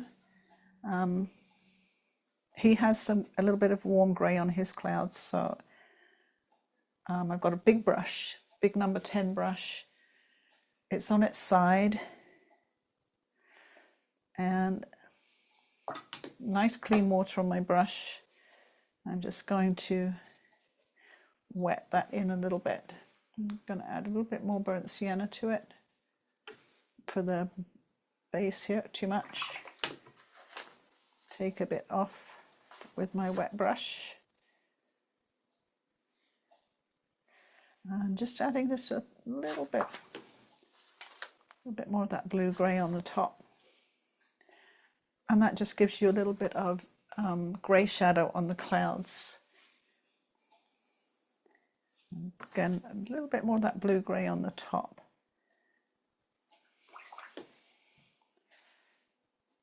Don't touch your green trees if they're still wet. And let's pull back and see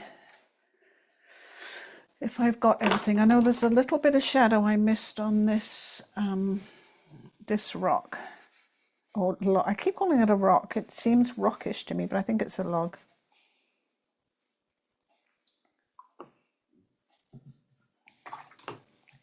I'm just going to add that little bit more shadow on here, on the side.